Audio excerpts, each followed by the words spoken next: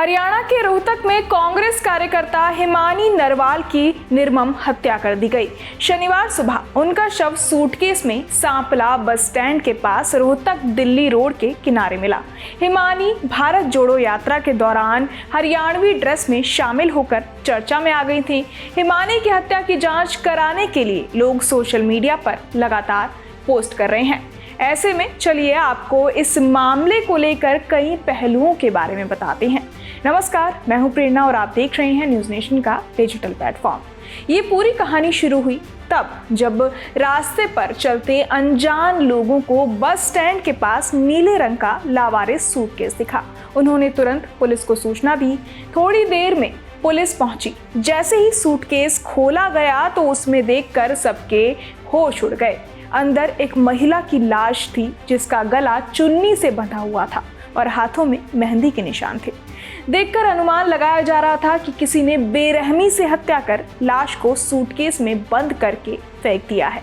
पहले तो मृतका की पहचान को लेकर सस्पेंस बना रहा, लेकिन फिर पुलिस ने खुलासा किया कि वो कांग्रेस नेत्री हिमानी नरवाल की लाश है। हिमानी की कई तस्वीरें कांग्रेस के कई बड़े नेताओं के साथ देखी गईं। अब सवाल ये आता है कि हत्या की वजह क्या है? क्या ये कोई निजी रंजिश थी या फिर इसके पीछे कोई और साजिश थी? इसे लेकर सांपला थाना प्रभारी विजेंद्र सिंह का बयान सामने आया है। चलिए आपको सुनाते हैं उन्होंने हत्या के पीछे के राजनीतिक एंगल को लेकर क्या कहा। कल सुबह सूचना मिली थी कि एक लड़की की डेड बॉडी सूटकेस में है और वो बस स्टैंड के पास में पड़ी थी। लड़की की पहचान हो गई है, मुकदमा दर्ज कर लिया है। हमारी 4 टीमें इसमें काम कर रही हैं। जल्दी ही हम इस मामले का खुलासा कर देंगे।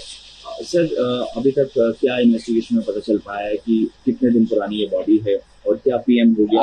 अभी आज पोस्टमार्टम होगा। अभी इन बातों के बारे में नहीं पता, अभी ज्यादा जल्दबाजी है। इन्वेस्टिगेशन हम कर रहे हैं। लड़की की पहचान हुई है अभी जस्ट।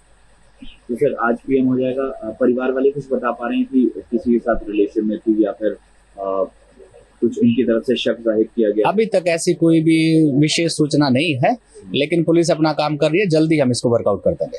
सर आज इलेक्शंस भी हैं, तो क्या आप लोगों को आशंका है कि कोई पॉलिटिकल कुछ फीलिंग हो सकती है, कुछ इस तरह का?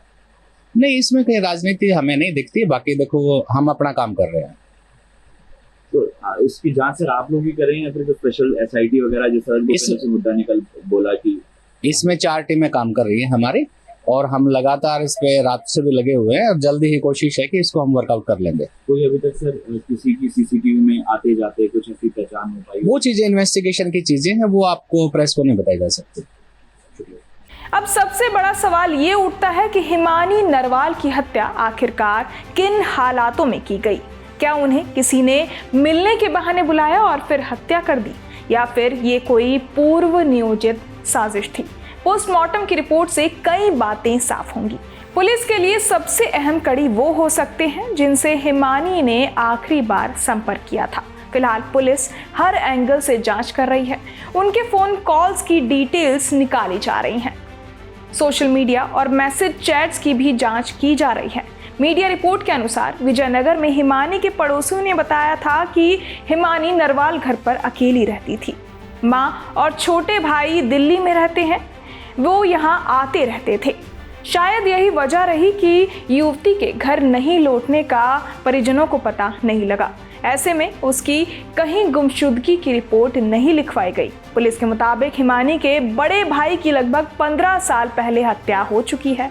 इसके बाद पूरा परिवार बाहर जाकर रहने लगा था। हिमानी करीब 2 साल पहले ही अपनी नानी के साथ यहाँ आई थी। नानी के निधन के बाद से अकेली रह रही थी। बहरहाल इस पूरी खबर को सुनकर आप क्या कुछ सोचते हैं, हमें कमेंट बॉक्स में जरूर बताएं और बाकी तमाम खबरों के लिए सब्सक्राइब करें न्यूज़ नेशन। न्यूज़ नेशन अब व्हाट्सएप पर खबरों की ताजा अपडेट के लिए न्यूज़ नेशन के इस QR कोड को स्कैन करें।